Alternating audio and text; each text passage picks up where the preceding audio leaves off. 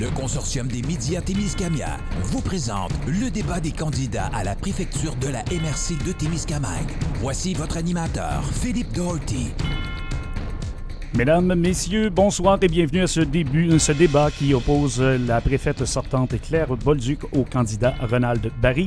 Je serai secondé à l'animation de cette soirée par Tania Neveu d'ici Radio-Canada Abitibi-Témiscamingue qui sera modératrice. Juste un instant.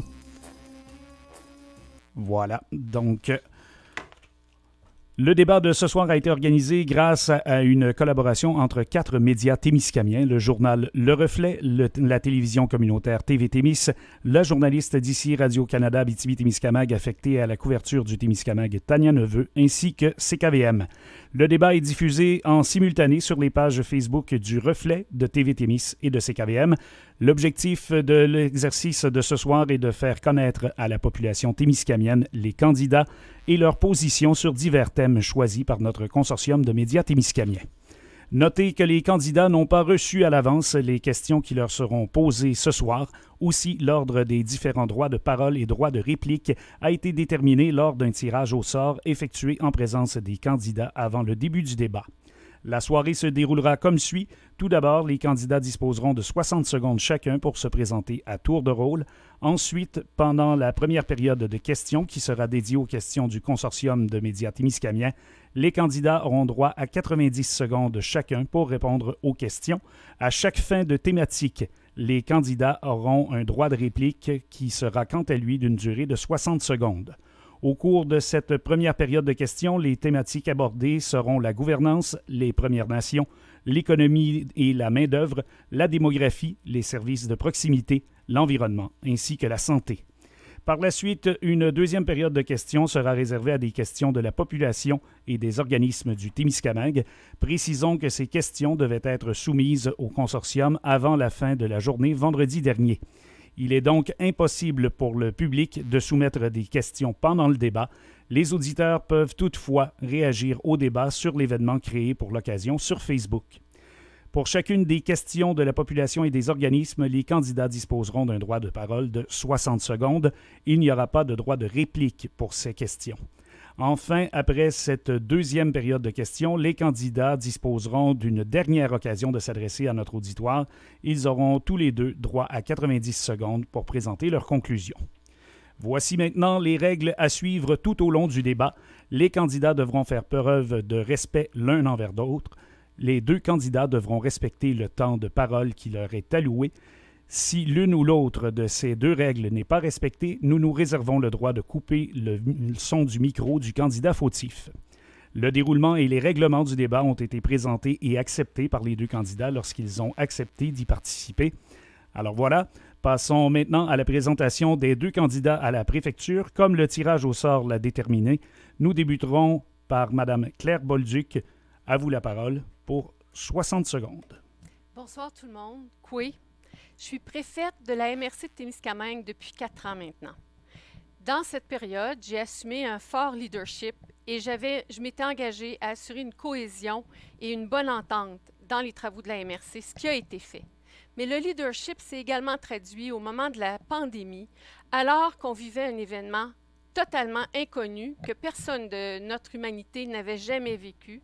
Et on a assumé au Témiscamingue, avec le conseil de la MRC, un très puissant leadership qui a rassuré la population et qui a permis de faire face à cette pandémie de façon assez calme et sereine. Nous avons également agi avec le conseil de la MRC pour faire connaître et reconnaître le Témiscamingue. Jamais, jusqu'à maintenant, nous n'avions autant parlé de notre territoire. Enfin, je me suis assurée de nous donner des moyens financiers, 17,5 millions pour 5 ans, pour accompagner toutes les initiatives municipales. Le travail a bien été fait. Merci, Mme Bolduc. Maintenant, au tour de M. Ronald Barry pour 60 secondes. Bonsoir, chers électeurs et électrices. Je suis Ronald Barry, résident de Laval-Rochère-Andelier. Je me présente comme préfet. J'ai 58 ans et j'ai un bon cadran à donner aux Témiscamiens et Témiscamiennes pour améliorer le Témiscamingue et faire avancer le Témiscamingue, qui en a vraiment besoin. Je suis un gars de terrain que de radio. Je suis plus un gars de terrain que de radio et de télévision. Et j'aime les défis. Pourquoi pas? Merci. Merci, M. Barry. Nous allons maintenant passer à la première période de questions en abordant le thème de la gouvernance. Cette thématique comportera 2 questions. Selon le tirage au sort qui a été effectué au préalable, M. Barry répondra en premier à la question et par la suite, nous écouterons la réponse de Mme Claire Bolduc. Donc, M. Barry, quel est, selon vous, le rôle d'un préfet ou d'une préfète? Le rôle du préfet, c'est toujours être égal à égal. Faut pas monter quelqu'un puis descendre l'autre. Il me semble depuis les dernières années, ça se passe souvent, ça. Faut pas caler un. Faut être pour être meilleur. Mais moi, je prendrai toutes les décisions avec quelqu'un qui va être aux côtés de moi ou les élus et pour améliorer le Témiscamingue. Il nous faut de la bonne gouvernance, égal à égal. Pas toujours caler l'autre pour se sentir meilleur. Merci, M. Barry. Mme Bolduc, maintenant votre tour. Le rôle d'une préfète, c'est d'animer le milieu en relation avec les responsabilités d'une MRC qui veille à l'organisation complète des activités d'un territoire. Aménager le territoire, s'occuper du développement agricole, s'assurer du développement économique, soutenir le développement social, assurer des politiques qui permettent qu'on fasse un très bon travail avec les municipalités. C'est ça, le rôle d'une MRC. Alors, la préfète, elle doit animer les discussions, les actions qui se déroulent. Elle doit aussi agir comme porte-parole au niveau de la MRC. Porter le message des élus, porter le message du conseil qui prend des actions, qui prend des décisions en mode collectif. Le rôle d'une préfète, c'est aussi de développer une vision pour le territoire. C'est d'assumer qu'est-ce qui s'en vient, qu'est-ce qui va nous frapper de plein fouet, qu'est-ce qui va nous rattraper et de voir à ramener ces sujets-là à l'avant-scène pour qu'ensemble les discussions se fassent et qu'on trouve des solutions. Enfin, le rôle d'une préfète, c'est d'assurer le mieux-être de la population.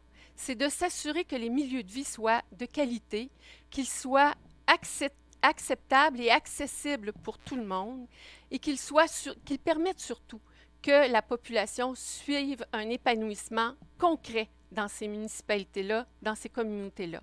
C'est un rôle de leadership, le rôle d'une préfète. Merci, Mme Bolduc. Passons maintenant à la deuxième question de la thématique gouvernance. Les élections municipales se tiendront le 7 novembre prochain et plusieurs postes au sein des conseils municipaux viennent d'être comblés sans opposition, alors que certains sont restés vacants. Il est de plus en plus difficile de trouver des gens prêts à s'engager dans le monde municipal. Selon vous, est-ce que l'avenir du Témiscamingue passe par les regroupements de municipalités?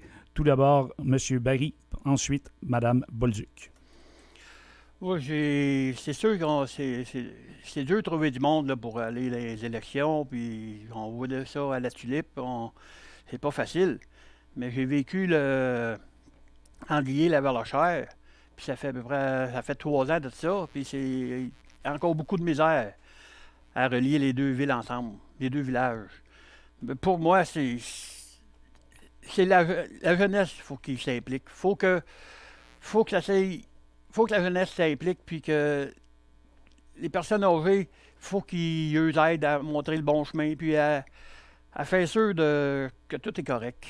Mais moi, je me fie beaucoup sur la jeunesse qui va reprendre la relève. M. Barry, merci. On poursuit avec Mme Bolduc. Des élections municipales sans opposition, c'est possible. Quand on voit la quantité de travail qui est celle que les élus municipaux doivent assumer, quand on voit les responsabilités auxquelles ils sont soumis, c'est normal que ce travail-là fasse reculer des personnes de qualité. Toutefois, que des sièges restent vacants, ça, c'est dramatique. Je dis toujours qu'on n'est pas dans le monde municipal pour le salaire qui est le nôtre. On est dans le monde municipal parce qu'on y croit, parce qu'on a des convictions. Alors, les sièges vacants, c'est dommage. Pour ce qui est des regroupements municipaux, je pense que la réponse, elle appartient à la population. On appartient à une communauté, on appartient à un regroupement municipal, à une municipalité, à une entité municipale, parce qu'on y croit, c'est notre ancrage, c'est notre milieu de vie. Dans ce contexte-là, c'est à la population de déterminer si oui ou non des regroupements municipaux seront nécessaires, seront utiles. Et on ne fait pas un regroupement municipal pour couper des dépenses comme celles qui pourraient être représentées par les salaires des élus municipaux. Ils travaillent énormément pour une bouchée de pain. J'ai un respect énorme pour tous les élus municipaux qui font un travail de qualité avec si peu de salaire. Mais les regroupements municipaux, ça appartiendra aux citoyens et aux citoyennes et ça devra reposer sur un projet de municipalité, pas sur sauver quelques dollars pour des salaires d'élus. Merci. Merci, Mme Bolduc. Passons maintenant à une période de droit de réplique portant sur la thématique de la gouvernance. Tout d'abord, M. Barry, donc vous pouvez répliquer à ce que Mme Bolduc a dit ou intervenir sur des thématiques en lien avec la gouvernance. Moi, c'est 60 secondes. Moi, c'est sûr que ce que je vois là-dedans, que M. Varolin il a fait beaucoup. Mais que le crédit revienne à Mme Bolduc pour le parc au Pélican, ça, je ne crois pas à tout. Elle était là pour couper le ruban. Puis, le refuge animal qu'il y a eu à la Valachère, c'est M. Le Varolin qui l'a fait aussi. Mais c'est Mme Bolduc qui a coupé le ruban. Ça fait que moi, je trouve pas qu'elle... Puis parler parc au Pélican, ça fait 3 ans qu'on entend parler. Il me semble que c'est assez, là. Il y a d'autres choses à faire que de parler du parc au Pélican, puis du marché public. On entend parler depuis tout le temps. Fait qu'à un moment donné, il faut que ça arrête, il faut passer à d'autres choses. Il y a beaucoup d'autres choses à améliorer que le parc au Pélican. C'est le gouvernement, ils en ont de l'argent, eux autres. Pourquoi toujours? Il y en a des petits là, qui essayent de survivre, puis ils sont pas capables. Fait qu'à un moment donné, il faut lâcher le parc au Pélican et le marché public. Il faut investir ailleurs. On rappelle que les droits de réplique doivent se cibler sur la thématique abordée dans la thématique qu'on vient de traiter. Donc, on poursuit maintenant avec le droit de réplique de Mme Bolduc, réplique sur le droit de gouvernance. Sur le droit de gouvernance, j'ai mentionné que j'avais assumé un très fort leadership quand je suis arrivée à la préfecture. Alors, la première des qualités d'un leader, c'est le respect de ses prédécesseurs. Je reconnais donc tout le travail que tous les préfets qui m'ont précédé ont assumé, y compris Arnaud Varolin. Et je le remercie beaucoup. Je le rencontrais encore aujourd'hui, M. Varolin. Il va très bien. Cela dit, dans le contexte de gouvernance, et je reviens sur les regroupements municipaux, je pense qu'on doit animer à la MRC des propositions concrètes de projets de municipalité. Parce que ce sont les projets qui font rêver les gens, ce sont les projets qui feront qu'on a envie de se regrouper si c'est nécessaire et si la population en a envie.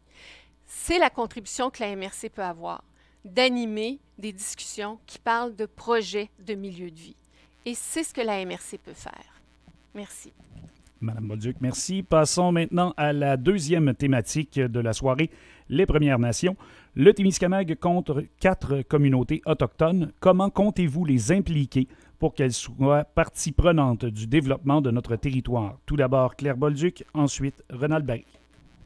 C'est déjà quelque chose qui est enclenché. D'ailleurs, on travaille de façon importante avec les communautés autochtones.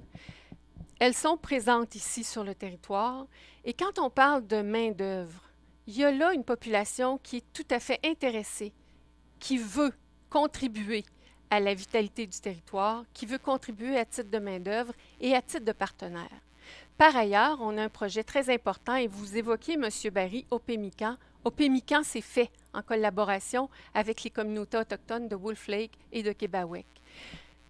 Conséquemment, on a un second projet à réaliser avec les communautés autochtones, le projet Onimiki, qui prévoit qu'on fasse le développement d'une mini-centrale hydroélectrique pour nous donner des moyens propres comme milieu, pour avoir des sommes propres dont on pourra décider de l'usage entre nous. Par ailleurs, on travaille également avec les autres communautés et il existe une très formidable organisation qui s'appelle Tisser des liens. C'est un lac, 2 provinces, 3 cultures, anglophone, francophone et anishinaabe. Et ensemble, on fait en sorte de partager les bons coups, de se donner de créer le réseau nécessaire et de se donner des moyens de développer ensemble des projets qui soient économiques, qui soient touristiques ou qui soient sociaux. Alors, la place des communautés, elle est très importante et elles sont partie prenante du territoire témiscamien. Merci, Mme Bolduc. Passons maintenant à M. Barry. C'est sûr qu'avec un bon dialogue, que ça arrange toutes les choses. On s'assied tout à la même table, puis on discute, puis je suis sûr qu'on va discuter, puis on va venir à une bonne entente, puis on va tout travailler ensemble. Que tout le monde est égal. Que tout le monde est égal, que ce soit la couleur, la religion, les origines, son orientation. Il faut être respectueux avec n'importe qui. Mais il faut travailler ensemble, faut s'asseoir ensemble. La culture, là, c'est bien important pour tout le monde. Puis si on a d'autres choses à discuter, ben, une bonne game de hockey entre Canadien-Toronto ou Canadien-Boston, ça arrange toujours une bonne discussion. Droit de réplique maintenant, Mme Bolduc tout d'abord et par la suite M. Barry sur les enjeux autochtones. C'est effectivement important le dialogue et j'ajouterai à ça que la MRC a depuis de nombreuses années un comité de présence autochtone. Ce comité-là n'a pas connu beaucoup de rencontres dans les 2 dernières années. La pandémie est une situation qui a retardé beaucoup d'actions. Toutefois, le dialogue entre chacune des communautés, les communautés ensemble, on ne l'a pas eu, mais entre chacune des communautés et la MRC, ce dialogue-là, il a été entretenu, soutenu, et on est en constant contact avec les communautés. C'est plus direct avec certaines, c'est plus diffus avec d'autres communautés, mais en tout temps. Le dialogue persiste et on est très ouverts, eux comme nous, parce que c'est les deux qui doivent pouvoir se parler. On est très ouverts, ensemble tout le monde, à créer les conditions pour vraiment travailler en synergie tout le monde ensemble. Vraiment travailler tout le monde ensemble. Alors, c'est fait. Monsieur Barry maintenant. La réplique de... Oui, une réplique sur les questions. C'est comme j'ai dit tantôt, le bon dialogue arrange toujours les choses. Il faut s'asseoir ensemble puis prendre de bonnes décisions. C'est l'avenir du Témiscamingue. Si on n'est pas tous ensemble à la même table, on n'arrivera pas. Mais si on s'assied tous à la même table, on va venir à bout de s'entendre. Merci, M. Barry. Prochaines minutes qui seront consacrées à 3 questions portant sur la thématique économie et main-d'œuvre. Tout d'abord, le Témiscamingue vit actuellement une pénurie de main-d'œuvre dans plusieurs secteurs d'activité. Quel est le pouvoir de la MRC pour remédier à cette pénurie? Écoutons d'abord M. Barry, par la suite Mme Bolduc. Le pouvoir, c'est d'encourager local. Si tu n'encourages pas local, on n'aura pas de pouvoir. Il nous faut, c'est comme j'ai dit, il nous faut le pouvoir. On a un aéroport à Gig et on ne s'en sert pas. Pourquoi qu'on ne ferait pas un vol 2 semaines ou 2 semaines pour Montréal? Pourquoi pas? Pourquoi pas aider les clubs VTT, les clubs de motoneige pour avoir plus de touristes? Vous avez donné 10 000 $ à l'observateur de Rouyn-Noranda. Il me semble que le 10 000, on aurait pu le dépenser dans les VTT, faire des belles trails pour avoir plus de touristes. En tout cas, puis je tiens aussi à féliciter l'équipement Cardinal hier qui a passé à la zone économie, Kerry et Pascal. Le beau projet, en tout cas, en passant. Merci. Je répète la question. Tout d'abord, le Témiscamingue vit actuellement une pénurie de main-d'œuvre dans plusieurs secteurs d'activité. Quel est le pouvoir de la MRC pour remédier à cette pénurie? Madame Bolduc. Le pouvoir de la MRC, c'est de créer les conditions pour justement attirer les nouvelles populations. Et la première de ces conditions-là, c'est que le territoire témiscamien soit connu et reconnu. Ce que nous n'étions pas il y a 4 ans. Qui pouvait dire, quand on parlait de la région, d'abord on oubliait de dire Témiscamingue, on ne parlait que de l'Abitibi, et qui pouvait dire où ça se situe le Témiscamingue? 4 ans plus tard, on le sait. Et d'ailleurs, zone économie, Caribernèche, c'était la semaine passée, pas cette semaine. Dans le contexte, avec la reconnaissance du territoire, les gens découvrent qu'il y a des possibilités intéressantes, non seulement d'emploi, mais de milieu de vie. Et quand on parle d'attractivité, c'est ce qu'il faut dire. Quelle sorte de milieu on propose aux gens qui s'en viennent rester ici? On leur dit exactement ce qu'on est. Si vous aimez l'opéra, ben c'est peut-être pas la meilleure place à venir vivre. Mais si vous appréciez le grand air et la nature, voici ce qu'on a à proposer, voici ce qu'offre le Témiscamingue. Alors, créer les conditions pour être connu et reconnu, créer l'attractivité. Dans un deuxième temps, c'est aussi de faciliter toutes les actions d'attractivité, de rétention des nouvelles populations, se donner des moyens concrets pour bien accueillir les nouvelles populations, bien les intégrer dans nos différentes communautés. Et c'est ce à quoi on travaille actuellement. On devrait publier d'ici quelques semaines la prochaine politique d'accueil et de rétention des nouvelles populations. Madame Bolduc, merci. Passons à la deuxième question de cette thématique économie et main-d'œuvre. Si vous êtes élu, qu'allez-vous faire pour vous assurer que tous les foyers du Témiscamingue aient accès à Internet haute vitesse? Débutons avec M. Barry. Oh, c'est sûr qu'il va falloir s'occuper de commencer par prendre les compagnies locales au Témiscamingue pour avoir l'Internet qui essaie de rentrer, mais qui se font toujours barrer la route. Puis prendre toujours des compagnies de l'extérieur pour amener l'Internet, je trouve pas ça donner donner de l'argent à l'extérieur, tandis qu'on a tout au Témiscamingue pour mettre l'Internet. Mais comment faire? Il aurait fallu que ça fasse 4 ans qu'on travaille là-dessus, mais ça ne développait pas. Il y avait trop de chicanes entre communication Témiscamingue. Puis ça a tout fait arrêter les processus. En tout cas, même les avocats sont là-dedans. Fait que je ne sais pas si ça va être réglé d'ici 2 ans avec l'Internet. Il va falloir qu'à un moment donné, que ça débloque à quelque part. Passons maintenant à Mme Bolduc. Je pense qu'on peut dire c'est pratiquement fait. Pour ce qui est du cellulaire, en 2018, dès janvier 2018, les préfets, les 5 préfets de la région, ont mandaté le GIRAT pour faire une proposition de couverture cellulaire partout sur le territoire. Et dès 2018 également, on se mettait en marche pour la couverture Internet qui sera déployée à toutes les adresses qui détiennent une connexion Hydro-Québec. Toutes les résidences auront accès à Internet haute vitesse 50-10 d'ici le 30 septembre 2022. C'est un investissement majeur du gouvernement, 826 millions, dont 120 millions, plus de 120 millions, viennent en Abitibi-Témiscamingue. Et sur ces branchements-là, la portion du Témiscamingue est particulièrement privilégiée parce qu'à la MRC, justement, on a pris le dossier de façon très sérieuse et on a cheminé très, très rapidement avec la compagnie qui a été mandatée pour assumer la couverture de tout le territoire de l'Abitibi-Témiscamingue. Alors, j'ai pratiquement envie de dire c'est fait. Maintenant, on va attendre, on jugera l'arbre à ses fruits, mais les mandats sont donnés, la fibre est en train de se dérouler et les branchements sont en train de se faire. Merci, Mme Bolduc. Troisième et dernière question dans la thématique économie et main-d'œuvre. Le nouveau plan de développement de la zone agricole, le PDZA du Témiscamingue, mise plutôt sur la croissance d'agriculture innovante. Selon vous, qu'est-ce que la MRC peut faire pour favoriser la réalisation de projets d'investissement par les entrepreneurs agricoles et agroalimentaires? Débutons avec Claire Bolduc. Dans le contexte, le PDZA fait une très belle place aux agricultures innovantes. Je rappelle que dans les consultations et pour déterminer nos axes d'intervention, nos axes de développement, les agricultures innovantes sont un des 3 pôles d'excellence que la population a identifiés.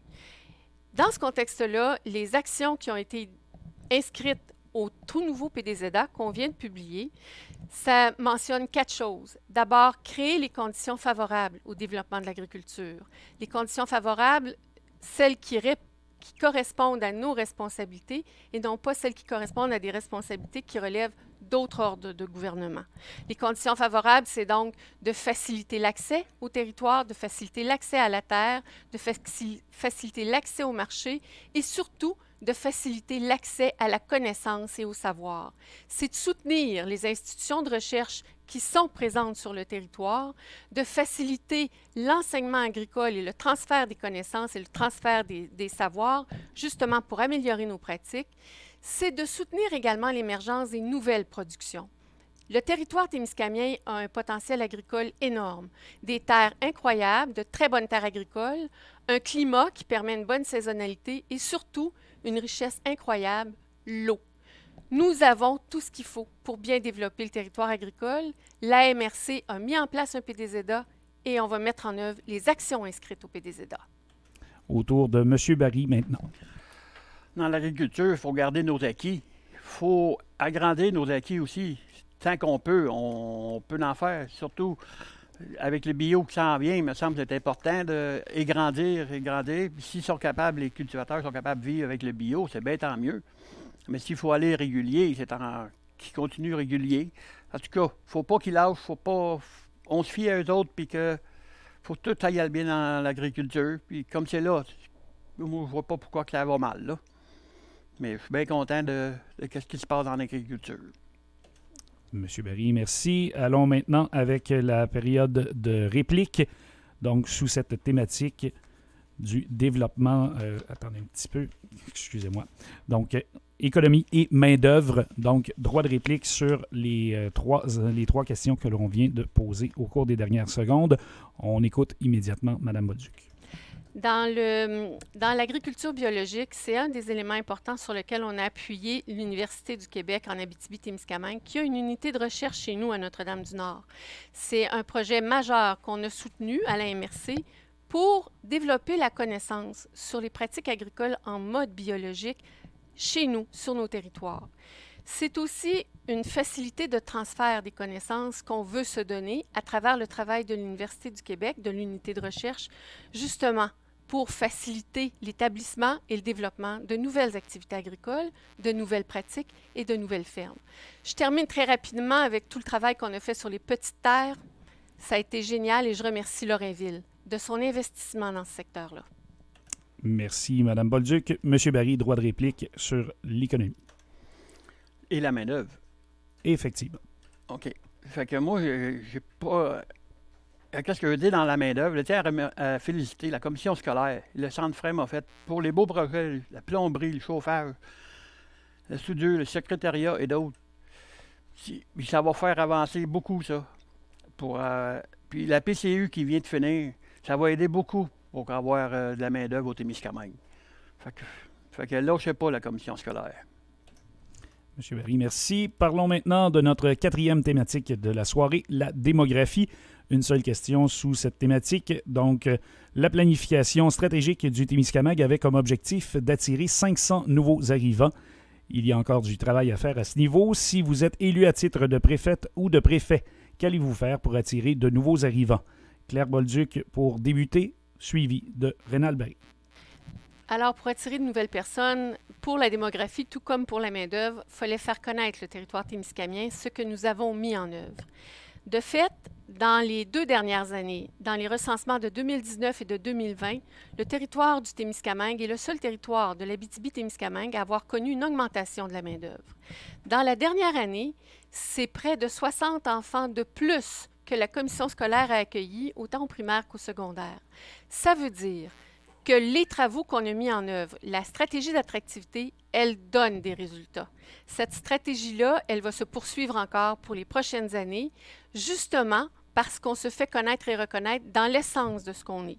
On attire des nouvelles populations, on attire de la nouvelle main-d'œuvre, on commence seulement à se faire connaître et on a déjà des résultats très probants. Dans ce contexte-là, j'ai bien confiance que le 500 nouveaux Témiscamiens, on va l'atteindre et on va le dépasser. C'était un objectif ambitieux que s'était donné la planification stratégique. C'était un objectif ambitieux, mais qui est très atteignable par tout ce qu'on met de l'avant actuellement pour attirer ces nouvelles populations-là et pour leur offrir un milieu de vie de qualité. Dans le contexte, moi, j'ai bien confiance. Je salue déjà les résultats qu'on a obtenus. Au tour maintenant de M. Barry. Je l'avais dit, il y a 4 ans, que c'était impossible d'avoir 500 personnes, puis il n'y a pas personne qui m'a cru. Puis là, elle dit aujourd'hui, c'est encore bon. En tout cas, faut bien accueillir les nouveaux arrivants. J'ai rien contre ça. Mais il faut s'occuper des résidents actuels. C'est eux autres, les payeurs de taxes. C'est eux autres qui n'ont pas de service. C'est eux autres qui... Qu'est-ce qu'ils vont faire? Il manque des maisons pour les aînés. Ils vont s'en aller à Rouen, on va perdre encore du monde. Ils vont s'en aller en Abitibi, ils vont se rapprocher. Puis, quand on parle de 500 personnes, les 500 personnes, là, il y a 200-300 personnes qui viennent l'été au Témiscamingue. Il ne faut pas les compter dans les 500. Là. Puis les 9 mois qui restent qu'est-ce qu'ils vont faire, les municipalités comme La Force, Belle-Terre? Ils ont un terrain de camping, là. C'est le 3 mois là, que le monde vienne, c'est juste un plaster qu'ils mettent. Mais les 9 mois qui restent, là, il me semble qu'il faut faire plus d'économies. En tout cas, moi, je dis qu'il va falloir que ça débloque à quelque part, mais il ne faut pas oublier de s'occuper de ceux qu'on a présentement. Droit de réplique maintenant à Mme Bolduc, suivi de M. Barry. Alors, juste pour mettre vos chiffres à jour, M. Barry, c'est 6 000 touristes qu'on a accueillis au cours des deux dernières saisons touristiques. C'est quand même pas banal. Cela étant, les nouvelles populations, quand elles arrivent, oui, elles ont des besoins. Elles ont des besoins parce qu'elles découvrent un nouveau milieu de vie. Elles ont des besoins en matière de logement. Elles ont des besoins en matière d'organisation. Et c'est à ça qu'on doit travailler. Pour ce qui est des personnes aînées, elles ont aussi des besoins. Elles demandent à avoir des lieux de résidence qui leur conviennent. De fait, une municipalité comme Moffett actuellement n'a plus aucune maison à vendre et les maisons qui sont vendues sont achetées, sont acquises par des familles qui vont s'installer dans des belles grandes maisons. Ce fait-là, des personnes aînées qui cherchent un loyer, des nouveaux arrivants, des nouvelles populations qui cherchent à se loger convenablement, ça, c'est un enjeu auquel on doit s'attaquer, auquel on travaille déjà à la MRC. Maintenant, au tour de M. Barry. Mais comme vous dites, 6 000 touristes, ils sont bien beaux venir, mais ils n'y restent pas. C'est pareil comme au parc au Pélican. Ils restent là une semaine, mais ils ne dépensent pas. Ils dépensent des stations de service, ils ne dépensent pas ailleurs. Tandis que les 200-300 que vous parlez tantôt, ils viennent au Témiscamingue. Ils font au moins 3 mois. Que vous parliez de Moffett, qui n'a plus de maison à vendre là. Andillier, ils n'ont plus de maison. C'est qui achète ça? C'est les Ontariens et les Américains. Fait que comment vous voulez faire, comme que j'ai dit tantôt? Ils viennent 3 mois. Les 9 mois, vous faites quoi? Il faut s'occuper de ceux qui nous restent. Il faut s'occuper des payeurs de taxes. Ils en ont besoin de services. Ils en manquent de services. Il faut les en donner pour qu'ils restent au Témiscamingue. Il ne faut pas les perdre. Merci, M. Barry. Passons maintenant justement à notre 5e thématique, services de proximité, qui nous réserve 2 questions. Premièrement, les services de proximité sont un enjeu majeur pour conserver notre population et attirer de nouveaux arrivants. Si vous êtes élu, quelles sont les actions que vous allez poser pour conserver, rapatrier et développer les services de proximité? Débutons avec M. Barry. Oh, c'est un problème depuis X années. L'eau potable. Si on n'a pas d'eau potable, Andillier, Belle-Terre, il va falloir faire quelque chose de un moment donné. On arrive en 2022. Ça fait 18 ans que j'ai cassé sur carreau Andillier, que j'ai jamais eu d'eau potable encore. Il y a un moment donné, il y a quelqu'un qui ne fait pas sa job à quelque part. Il doit y avoir des... Puis l'argent est là, mais où? Mais qu'ils mettent l'argent. Bâtir des petites maisons, des petites résidences pour les aînés, Rémigny, La Tulipe, Belle-Terre, ça, j'y tiens beaucoup. C'est de même qu'on va garder les villages vivants, faire rouler l'économie.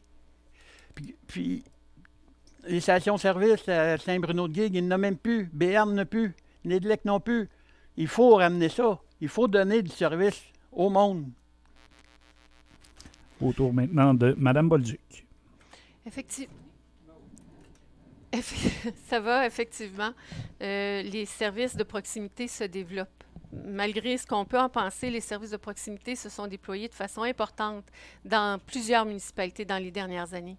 Qu'on pense à Laniel, qu'on pense à Moffett, qu'on pense à ce qui s'est produit dans les municipalités qui se sont données des coopératives de services de proximité, des coopératives, des magasins coopératifs. Qu'on pense à La Force qui développe des services de serre, de la production en serre pour approvisionner son épicerie.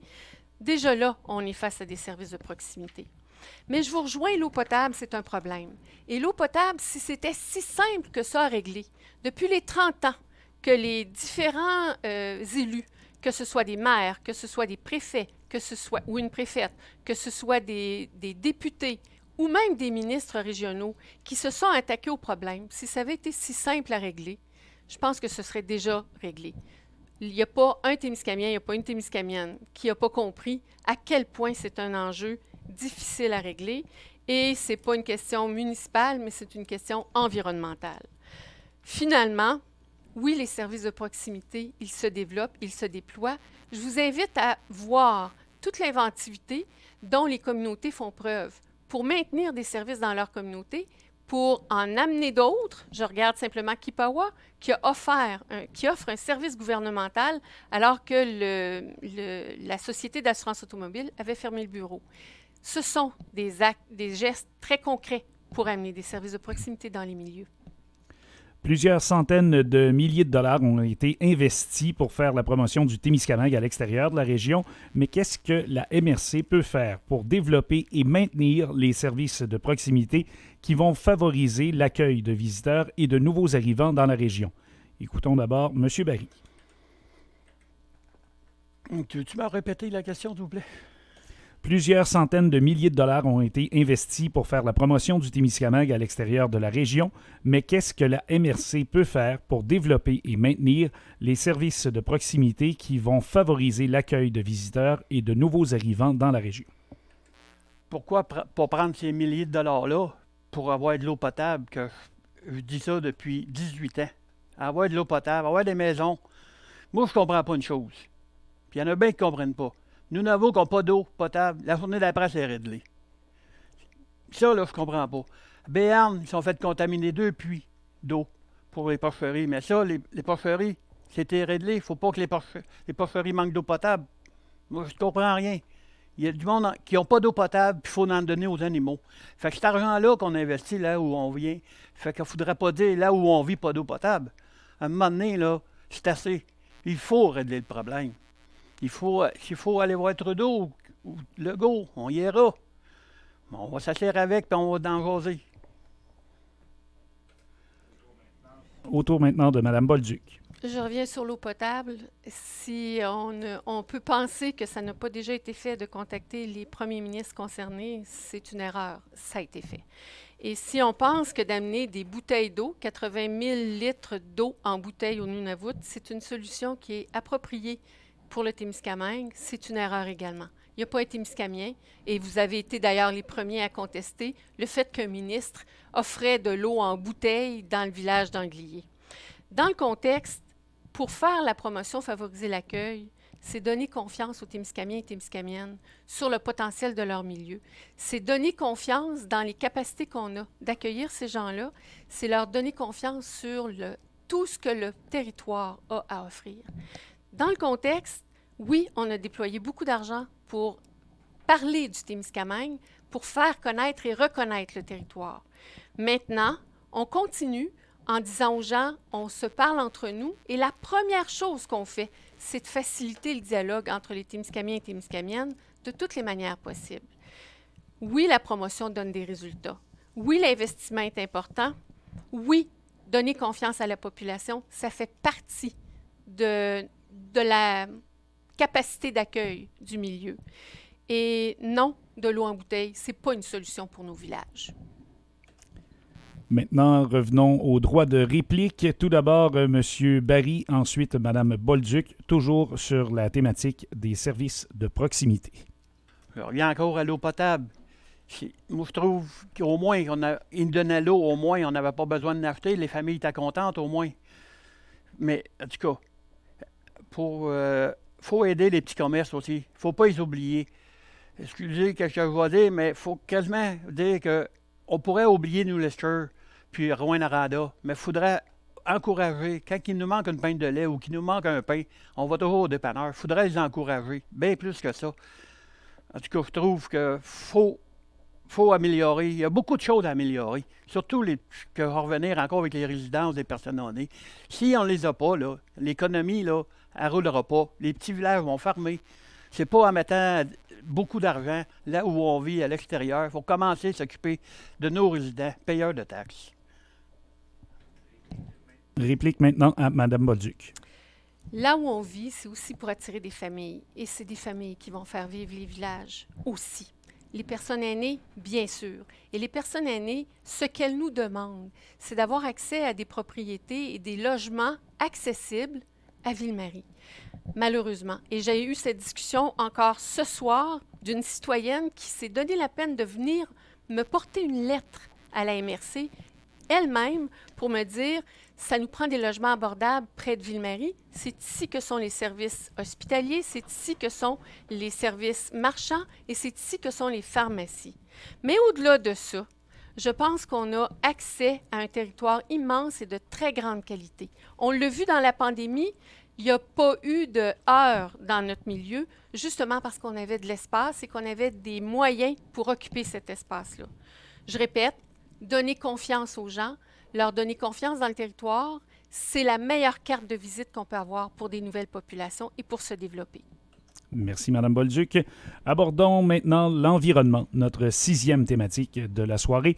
Quelles sont les actions que la MRC peut poser en lien avec les changements climatiques? Débutons avec Mme Bolduc. Merci beaucoup. Les actions qu'on peut poser en lien avec les changements climatiques, évidemment, la première des choses, puis ça a été fait, là, l'électrification des transports et faciliter le transport collectif. Ce sont 2 axes sur lesquels on doit travailler. Mais ce qu'on a constaté avec les changements climatiques, c'est tous les épisodes extrêmes, de températures extrêmes ou d'épisodes, d'événements extrêmes comme des inondations, où on est chanceux ici, des feux de forêt, mais on n'en a pas eu beaucoup.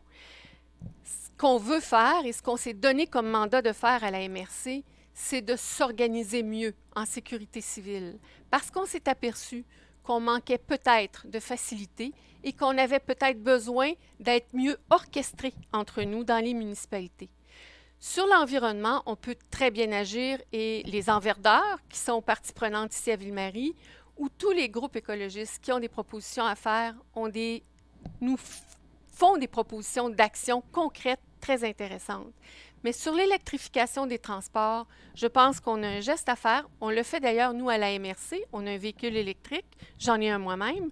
Mais on s'assure de déployer des bornes de recharge pour faciliter la transition et le passage de la voiture à essence vers les voitures électriques. Il y a un ensemble de choses qu'on peut faire, mais les investissements sont importants et ceux que nous pouvons mettre de l'avant, comme les bornes de recharge électrique, on le fait. Merci, Mme Bolduc. Autour de M. Barry. L'environnement. Moi, ce que je trouve, c'est que je suis un grand chasseur et un grand pêcheur. Il faudrait mettre plus de containers. D'où est-ce que le monde va? Comme vous allez à Guérin, vous sortez du lac, il n'y a même pas de containers là. Il y en a à Belle-Terre, mais des fois, ils sont toujours pleins. Béarn, c'est la même chose. Témiscamingue Sud aussi. Mais il faut en mettre plus stratégique. Puis, il y a beaucoup bien moins de déchets dans les forêts. Parce que hier, je parlais à mon frère, il me disait, il est sorti de Béarn, mais c'est plein. Qu'est-ce qu'on fait avec nos déchets? Ben, tu l'emmènes chez vous, mais c'est plein chez vous. Qu'est-ce que tu fais? Ben là, il faut trouver des solutions. Moi, je dirais mettre des containers dans toutes les cours des municipalités. Au lieu que le monde pitche ça dans les forêts ou dans les ruisseaux qu'on voit partout. Ben, tu mets ça des containers dans chaque municipalité. Puis comme le cas, surtout quand la chasse arrive, la pêche, au moins, il y a du monde. Tu peux mettre tes déchets où tu veux. Puis il faut encourager aussi les gens à recycler. C'est très important. Si on ne recycle pas, là, ça ira pas bien. Ça va toujours nous coûter de plus en plus cher. Merci, M. Barry. Maintenant, droit de réplique. Débutons avec Mme Bolduc. Réplique sur les enjeux en lien avec l'environnement. Je vais revenir sur la question des containers. C'est vrai que c'est un enjeu, ce qu'on appelle les déchets sauvages ou les dépotoirs sauvages. Ce n'est pas une question de containers, c'est une question d'éducation et c'est une question de comportement civil de la part des gens. Et c'est dommage qu'on retrouve autant d'endroits qui sont contaminés par des déchets. Les gens contaminent eux-mêmes les propres milieux qu'ils apprécient. Quant au recyclage, j'aimerais rappeler que la MRC, c'est le bac bleu, c'est la plus grande quantité de matière qu'on peut récupérer jusqu'à maintenant et on est très bien équipé pour on travaille avec Tricentris qui n'a jamais cessé ses opérations et qui n'a jamais eu de container qui revenait de Philippines avec de la matière recyclée. Les choix qui ont été faits à la MRC, ils ont été faits de façon consciente, judicieuse et appropriée. Les choix en matière d'environnement et de matières résiduelles ont été les meilleurs qui pouvaient être faits et ils le sont toujours. Quant au reste, tout ce qu'on pourra faire, on le fera. Merci, Mme Bolduc. Droit de réplique maintenant pour M. Barry. Mais comme qu'a dit Mme Bolduc, si elle est prête à aller lui dire de ne pas jeter les déchets puis s'arranger avec les déchets, moi, je trouve pas ça correct, en tout cas. Ça me surprendrait qu'elle y aille. Mais en tout cas, il faut mettre plus de containers, puis essayer le plan stratégique. C'est où que le monde sorte? C'est où? Même s'il arrive de l'Abitibi, il faudrait qu'il y en ait un, fait sûr de ne pas avoir les déchets dans nos forêts. Il faut qu'il y en ait à Témiscamingue Sud surtout. Il y a l'Ontario aussi. Mais en tout cas, c'est sûr qu'il y a un gros travail à faire là-dessus. Éduquer le monde, c'est pas toujours évident non plus. Merci, M. Barry. Enfin, pour dernière thématique et dernière question pour cette première période de questions, parlons santé.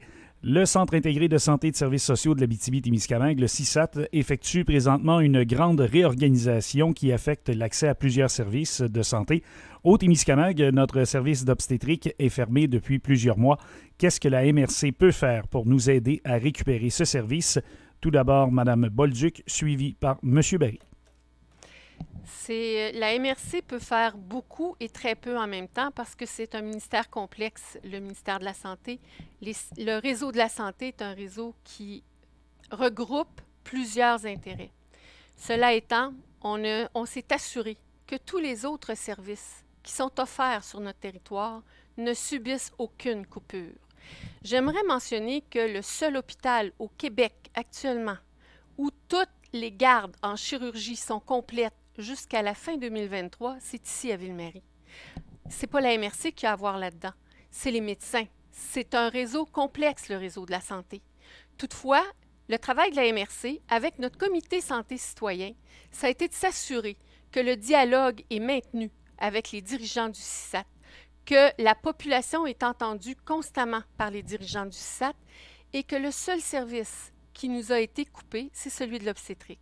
On ne subira pas d'autres coupures et on n'acceptera pas non plus d'autres coupures. D'ailleurs, on a été les premiers à récupérer tous nos services en CLSC parce que non seulement on a maintenu le dialogue, mais qu'on s'est mis en mode solution. Dans le cas de l'obstétrique, la solution elle est complexe, très compliquée.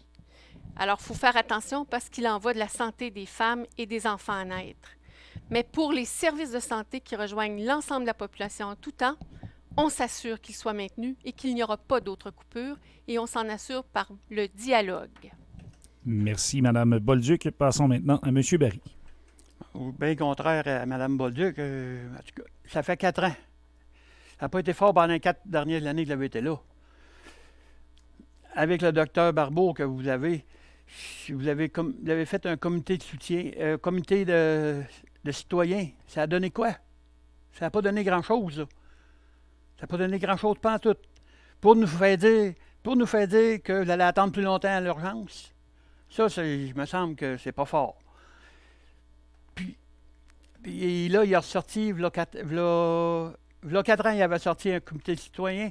Puis là, il y a 4 ans, il revient au mois d'août pour nous dire qu'il nous manque de docteurs. Ça a pris 4 ans pour savoir ça. Ça a pris 4 ans pour nous dire qu'on va attendre plus longtemps à l'urgence. Il me semble que ça n'a pas d'allure, là. En tout cas, là, je suis en pour parler avec le docteur Bureau. Il est en train de me donner des conseils pour comment recruter. Puis, si je t'ai lu, en tout cas, on va continuer les discussions avec le docteur Bureau, puis on verra ce que ça fera. Merci, M. Barry.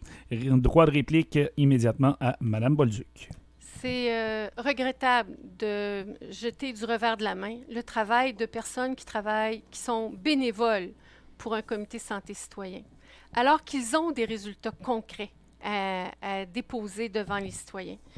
Je parlais des CLSC qui ont été réouverts les premiers dans toute la région de l'Abitibi-Témiscamingue. On parle des infirmières, où il y en manque, pas seulement ici, mais partout au Québec. Je parle de résultats concrets sur la vitesse avec laquelle la vaccination pour la pandémie s'est déployée. Les membres du comité santé citoyen sont pas là pour dire quoi faire, mais sont là pour rassurer la population et maintenir le dialogue. Et ça a été bien fait.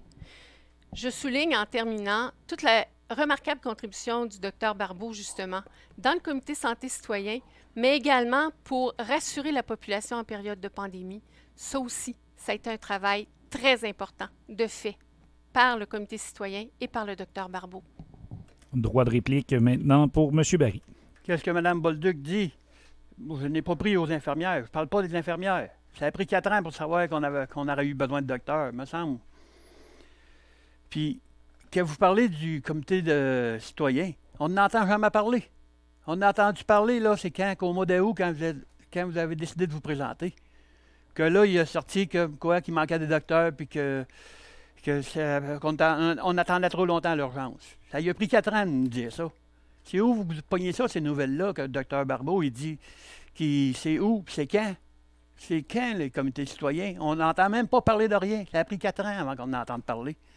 C'est juste parce que les élections s'en venaient. Pareil comme il y a 4 ans. Merci, M. Berry. C'est ce qui complète la première période de questions de ce débat qui était consacrée aux questions préparées par le Consortium de médias Témiscamingue. Nous allons maintenant passer à la période de questions de la population et des organismes du Témiscamingue. Je cède la parole à notre modératrice, Tania Neveu, qui animera cette deuxième période de questions.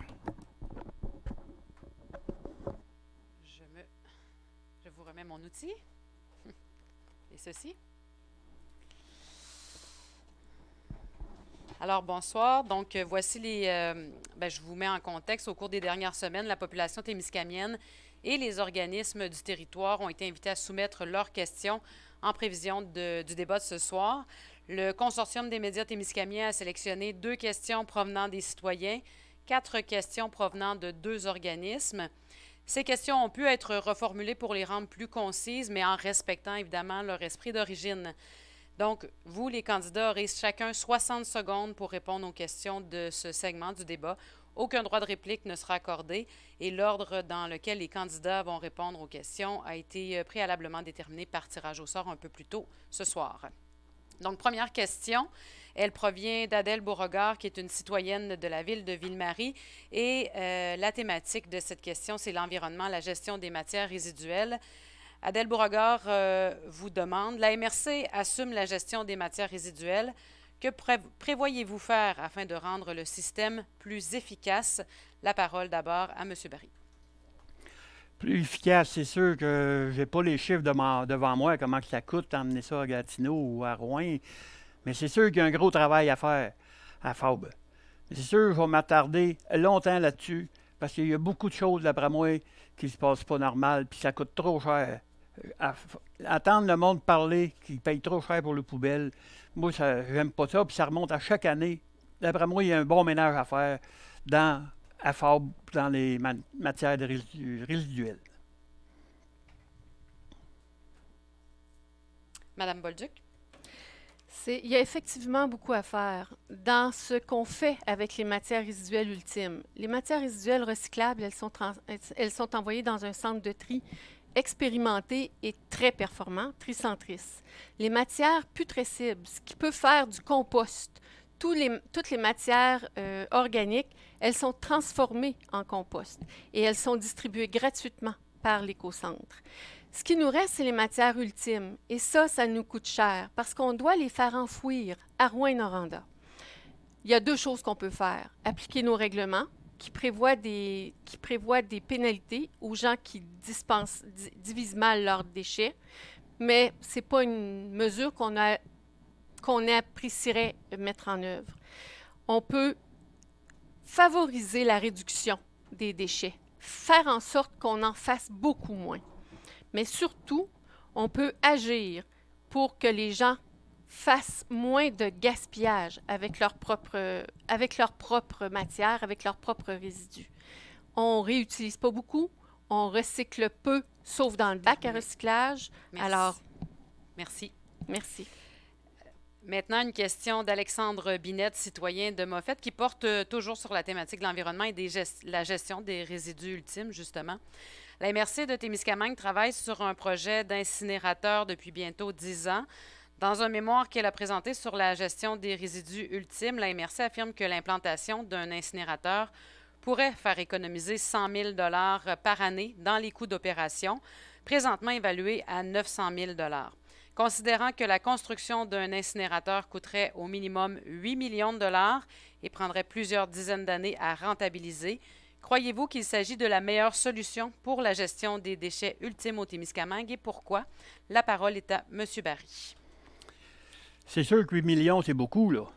Pour économiser 100 000, qu'est-ce que je pense là-dedans? C'est que pas tout à fait d'accord. Comment ça va, en bonne réalité, là, le 8 millions, puis économiser 100 000. me semble, là, en changeant de discussion bien vite faite, là, il y a des personnes âgées là, qui manquent de maison, qui manquent. Il faut les garder dans nos villages. Me semble que ça, c'est bien plus important que le 8 millions pour les poubelles. Me semble là, qu'il y a d'autres choses à régler au Témiscamingue, là, bien plus que je pense. Là. Les services là, essentiels, il faut donner ça. De l'eau potable, il faut donner ça. Pas pour payer 8 millions pour sauver 100 000. Me semble là, que ça n'a pas d'allure. Il faut donner des stations-service, de l'eau potable. Il faut donner tout pour que les gens du Témiscamingue restent au Témiscamingue, pour pas qu'ils s'en allent. S'ils s'en allent, ça ira pas bien. C'est bien beau accueillir du monde, mais à un moment donné, là, il me dit d'arrêter. Merci, M. Barry. À votre tour, Mme Bolduc. L'investissement de 10 millions, c'est sans compter qu'actuellement, à chaque année, c'est 1 million de dollars qu'on paye pour aller porter les déchets à Rouyn-Noranda. Alors, payer un investissement de 10 millions qui nous coûterait en paiement et en opération 900 000 $ par année, c'est effectivement sauver des sous. Et c'est surtout arrêter de promener des déchets, donc créer des gaz à effet de serre, et c'est surtout arrêter d'enfouir des déchets pour que les générations futures soient face à ces résidus enfouis-là dans les sols. C'est un investissement extrêmement profitable.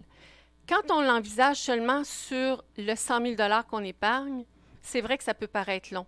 Quand on regarde ce qu'on dépense de toute façon et qu'on perd de toute façon, le 1 million par année qu'on paye pour promener les déchets, on s'aperçoit rapidement que c'est un investissement des plus rentables. C'est d'ailleurs un geste, une décision quasi unanime, sauf M. Binette, pour cette décision-là.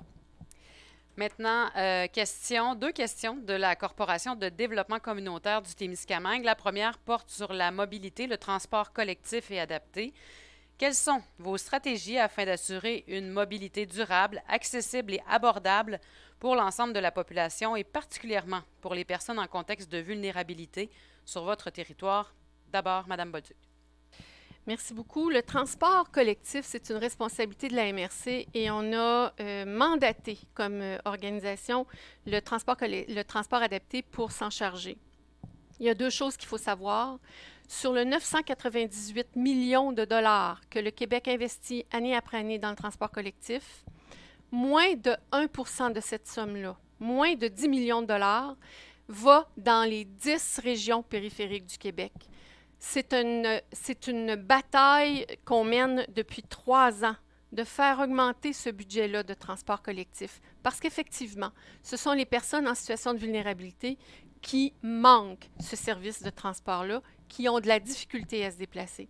Au-delà de ça, évidemment, comme la MRC investit avec les municipalités dans le transport collectif, notamment dans le baladeur, nos mécanismes de réponse aux besoins de la population sont ancrés dans la connaissance de ces besoins-là et dans les solutions innovantes. Merci. Monsieur Barry. C'est sûr qu'il faut aider à la table de concertation pour les aider pour les personnes aînées. Le baladeur aussi. À qu'est-ce que je veux revenir tantôt, là, que je parlais, là, j'avais dit 8 millions. Mme Bolduc a dit 10 millions. Il me semble le 10 millions, là, comme que je disais pour les personnes aînées, là. Fait que c'est où qu'on prend? C'est où qu'on choisit? C'est qui qu'on aide? Oui. C'est où? C'est quoi qu'on fait?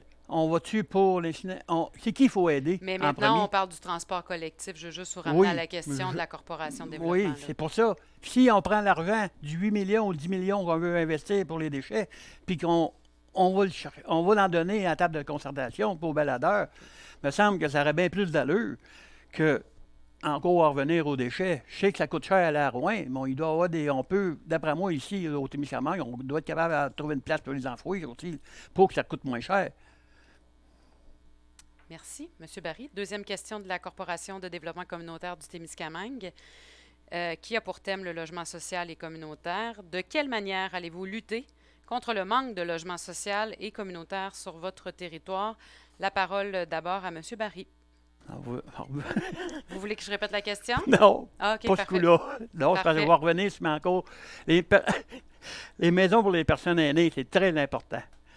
Comme que dit Mme Bolduc, ils veulent s'en venir à Ville-Marie. Moi, là, je veux garder, comme à Belle-Terre, La Tulipe, Moffett, Rémigny, même à Nédlec, partout.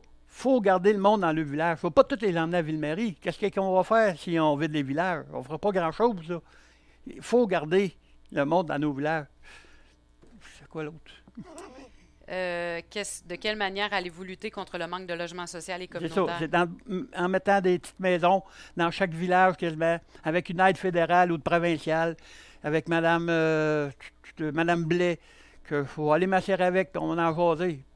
Puis, moi, selon moi, c'est ça la meilleure solution. C'est de garder les personnes dans le village, puis mettre des logements à prix raisonnable pour les personnes âgées. Merci, M. Barry. Mme Bolduc. Une maison des aînés, selon le modèle actuel de Marguerite Blais, c'est 1 million de dollars par chambre constituée. Alors, il y a d'autres choses à faire que des maisons des aînés qui sont les substituts au CHSLD actuellement. Quand on regarde les besoins pour du logement social ou du logement abordable, des coopératives d'habitation, des OBNL, des organismes sans but lucratif qui permettent le développement de logements, ça m'apparaît des solutions beaucoup plus intéressantes pour l'ensemble de la population. Et surtout, ça permet de ne pas mettre juste des personnes aînées dans des bâtiments, juste des familles dans des bâtiments, juste des personnes en situation de vulnérabilité ou de pauvreté dans les bâtiments. On peut travailler de façon collaborative. Des coopératives, des OBNL d'habitation, des lieux d'habitation accessibles, c'est ce sur quoi on travaille. Je vous signale que la résidence L'Élan à la Verlochère a encore des logements disponibles et des logements abordables. Merci, Mme Bolduc. En terminant, 2 questions en provenance de l'organisme de bassin versant du Témiscamingue, l'OBVT, dans la thématique développement du territoire par l'ouverture de terrains de villégiature. Première question. Au cours des dernières années, l'offre de terrains de villégiature s'est développée aux abords du lac Gauvin à Belle-Terre, au lac Robinson à la Verlochère-Anglier. Il y a d'autres terrains qui seront prochainement soumis à un tirage au sort pour les lacs Boomcamp à Témiscamingue et le lac Moran à Béarn. Puisqu'il est prévu de développer de tels projets au rythme de 2 lacs par année, comment comptez-vous concilier ce développement avec l'environnement et les autres usages du territoire, qu'on pense à la chasse, la pêche, la foresterie, le tourisme plein air? Et quelle est votre vision de la villégiature sur le territoire témiscamien? La parole d'abord à Mme Bolduc. Merci beaucoup. Effectivement, l'ouverture, l'accès à des lacs, c'est une manière de donner accès au territoire à la population témiscamienne.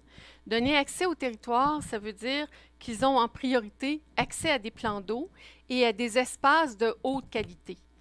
On a aussi pris d'autres décisions. Par exemple, tout ce qui se fait autour du lac Kipawa maintenant sera surveillé sous l'angle des installations septiques des résidences isolées pour s'assurer que sur le plan environnemental, on puisse respecter et assurer la qualité de l'eau dans les lacs. Donner accès au territoire, c'est aussi faire en sorte que les gens aient des espaces de vie intéressants pour eux. Donner accès au territoire, c'est permettre aussi d'avoir accès à des budgets pour aménager ces espaces de territoire-là au bénéfice de l'ensemble de la population. Avoir un territoire magnifique et ne pas être en mesure de l'occuper, ce n'est pas une grande richesse. Avoir un territoire magnifique et se donner les moyens de l'habiter, de l'utiliser, c'est excellent. Monsieur Barry. C'est sûr qu'il faut développer les lacs. C'est ça notre richesse. Les lacs, il faut les protéger aussi, mais c'est notre richesse. C'est ça qui fait venir beaucoup de touristes. Mais comme que j'ai dit tantôt, il ne faut pas les avoir 3 mois. Il faut les avoir 12 mois. Mais il faut développer le Témiscamingue, puis c'est très bien, ça, développer. Comme j'ai vu, le lac Robinson à la Verlochère, près de chez nous. Et ça n'a pas pris de temps, mais qu'est-ce qui est déplorable là-dedans, que je trouve, c'est du monde qui vont venir 3 mois par année. C'est du monde de l'extérieur. En espérant que les autres lacs se développent, que ça aille plus le monde du Témiscamingue qui s'implique là-dedans. En espérant que ça aille 12 mois par année. J'en ai vu du monde qui sont sur le bord du Kipawa, qui restent là 12 mois par année. Ils n'ont pas de chemin verbalisé, mais ils restent là pareil. À Guérin, c'est la même affaire. Mais le monde se débrouille, puis on va essayer de tout faire pour lui donner service. Merci, M. Barry. Dernière question ce soir pour vous, toujours en provenance de l'OBVT, qui porte sur l'interdiction des sacs de plastique et des contenants à usage unique. Certaines municipalités ont déjà annoncé leur intention d'interdire l'utilisation de sacs de plastique et d'autres objets à usage unique dans les commerces de leur territoire. Êtes-vous favorable à une telle réglementation et comment serait-il possible pour la MRC d'en instaurer une sur l'ensemble de son territoire? D'abord, la parole vous revient, M. Barry. Oh, ça va être compliqué à faire, je trouve. C'est sûr que les sacs de plastique, que oui, oh, ça va être dur à contrôler. Tu vois que le monde, ils ont le sac de IGA ou de Provigo, mais ils ressortent toujours de là avec des sacs de plastique pareils. Mais comment contrôler ça? Comment les municipalités vont contrôler les sacs dans les poubelles? Comment? Oh, c'est une grosse organisation là, que vous embarquez là, que je trouve. En tout cas, c'est sûr qu'il y a des points à améliorer, mais c'est une grosse question. Puis d'après moi, le monde du Témiscamingue, sont-ils prêts à ça? Je le sais pas. C'est sûr qu'en étudiant le dossier plus profondément quand je vais être élu, on va pouvoir répondre bien plus vite que ça. Merci. Madame Bolduc. C'est là où on voit c'est quoi les responsabilités d'une MRC et c'est quoi les pouvoirs municipaux. Interdire des sacs de vidange sur un territoire de municipalité, des sacs de plastique, pardon, c'est un pouvoir municipal parce qu'elle peut s'adresser aux commerçants sur son territoire et à la population sur son territoire. La MRC ne peut pas se substituer à la municipalité pour prendre ce genre de décision-là. Toutefois, si la volonté de l'ensemble des municipalités allait dans ce sens-là et qu'on confiait à la MRC, comme on le fait pour les matières résiduelles, la responsabilité de donner le ton sur les sacs de plastique, ce serait peut-être possible d'interdire les sacs de plastique dans tous les commerces, d'interdire les contenants à usage unique dans tous les commerces. Cela dit, je vous rappelle que ce sont des pouvoirs de municipalité et que les municipalités ont toute possibilité d'agir en ce sens-là. Ça relève d'elles d'abord et avant tout. Merci. Je vous laisse la parole. Merci, Tania. Donc, nous voici maintenant arrivés à la conclusion de ce débat à la préfecture de la MRC de Témiscamingue. Nos candidats vont maintenant disposer de 90 secondes chacun pour présenter leurs conclusions. Comme le tirage au sort l'a déterminé, nous débuterons avec Mme Claire Bolduc. Merci beaucoup. Je vous remercie d'avoir été là ce soir et attentif aux réponses qui vous ont été fournies par les deux candidats. Cela dit, j'ai annoncé en novembre 2020, au moment du dépôt du budget, que je souhaitais poursuivre le travail entamé, un travail qui a marqué l'esprit des Témiscamiens, qui a marqué le développement du territoire, un travail qui a marqué la qualité des milieux de vie. Jamais on a été aussi visible, aussi reconnu. Jamais le Témiscamingue n'a autant fait parler de lui et n'a développé autant de projets.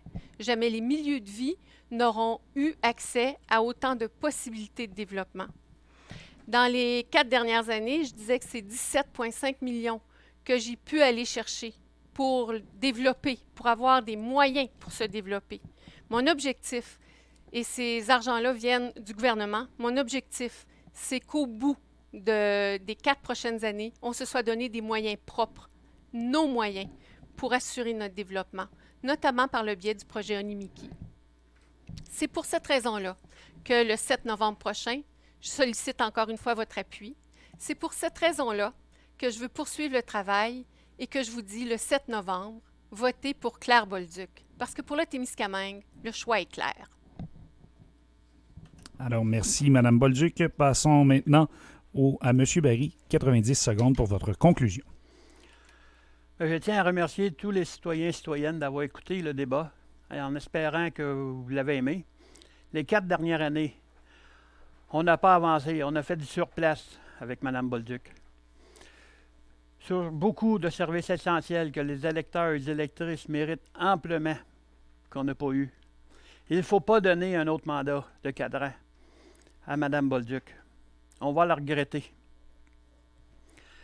Fait que allez voter. La décision vous appartient. Le 7 novembre, on vote Ronald Berry pour l'avenir du Témiscamingue. Pourquoi pas? Merci. Merci, M. Barry. Alors voilà, c'est là-dessus que se termine ce débat. En terminant, je remercie nos deux candidats d'avoir accepté de participer à ce débat. Merci, Mme Bolduc, M. Barry. Je tiens aussi à remercier ma collègue journaliste Tania Neveu d'avoir agi à titre de modératrice ce soir. Merci Tania. Merci à Frédéric Patoine de TV Témis pour la diffusion web du débat, à Karen Lachapelle du journal Le Reflet pour sa contribution aux préparatifs du débat. Je ne peux passer sous silence la participation de la directrice générale de CKVM, Annie Larivière, qui a chapeauté l'organisation du débat. Merci Annie. Enfin, merci à vous tous et toutes, chères auditrices et auditeurs de CKVM, d'avoir été des nôtres ce soir. Nous espérons que les réponses de nos 2 candidats vous auront permis de faire votre choix en prévision du vote du 7 novembre. Rappelons que toute la population témiscamienne est appelée aux urnes lundi prochain pour élire la personne qui obtiendra le prochain mandat de 4 ans à la préfecture de la MRC de Témiscamingue. C'est dimanche, excusez-moi, erreur factuelle. Aussi, dans plusieurs municipalités, la mairie et ou des postes au conseil municipal sont en jeu. Au nom du consortium de médias témiscamiens et en mon nom personnel, je vous invite à aller voter en grand nombre lundi prochain, le 7 novembre, dimanche, excusez-moi. Il en va de la santé de notre démocratie témiscamienne. Sur ce, c'était Philippe Doherty. Je vous souhaite une bonne fin de soirée à l'écoute de CKVM, la voix de l'information du Témiscamingue.